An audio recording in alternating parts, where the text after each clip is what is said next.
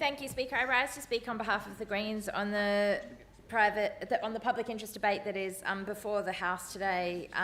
that this House does not support any further privatisation of government assets, and want to acknowledge the Labor opposition for bringing this important public debate to the chamber. There are so many things, as we have heard listed, that we could be focused on in the context of talking about this debate, but I think given that the New South Wales housing strategy was released today, with the headline initiative being announced to make it easier for property developers to use a database to search public assets and public land to be able to pitch to the government how they would like to bid to allow them to privatise that, probably tops the charts at the moment in terms of a privatisation agenda.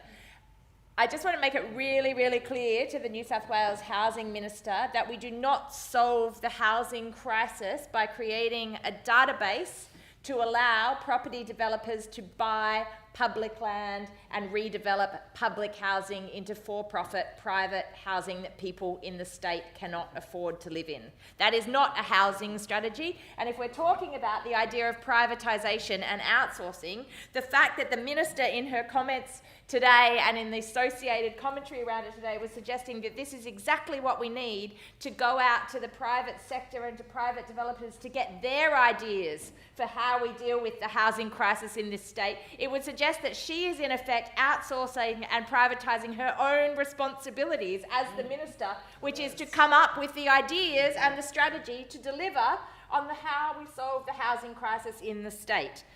We imagine for a second how you would feel if you were living in Redfern, Waterloo, Surrey Hills, Mangaton, Bellambi, public housing up north, down south, in the west, in the Upper Hunter. If you were living in that public housing and then you see the state government put your home, the place where you live, on a database for property developers to potentially bid on, to buy, to redevelop, you're still living in that place. You're still living in that community, and this is the strategy we are seeing out of a privatisation-obsessed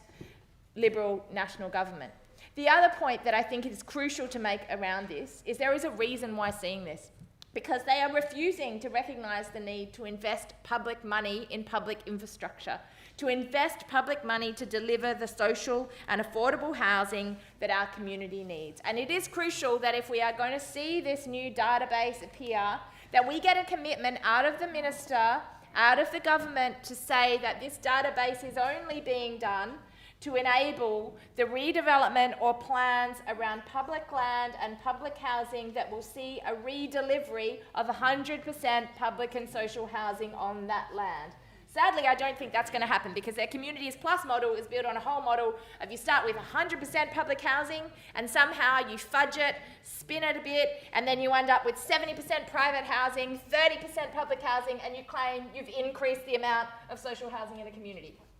I still can't work out how that works, but that is their current policy for how they deliver on apparently more social housing in our community. Meanwhile, in the ABC, we saw reported today that services on the South Coast are bracing for an increase in homelessness as winter approaches. The housing crisis is not just a theoretical problem there. It affects people's lives in the most fundamental way. The ABC is reporting that Wollongong Emergency Housing has admitted it is struggling to keep with the increase of the demand for their services.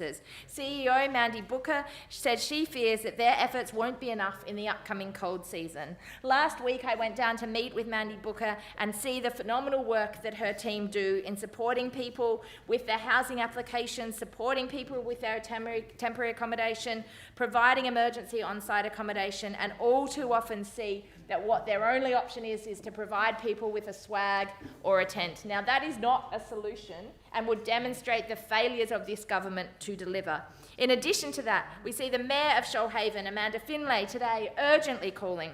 for an intervention by the government for more affordable housing. Mayor Finlay has been a compassionate, calm and competent leader supporting the Shoalhaven community through catastrophic fires and floods, and now she is facing a housing crisis and she is calling on the government to act. Whether it be the privatisation of public housing, public land, Communities Plus, the privatisation of TAFE, of electricity, or of our local inner west bus services, this Liberal national government only knows how to do one thing, and that is to put the profits of private big business and dodgy property developers above the community interest. The question is that the motion of the member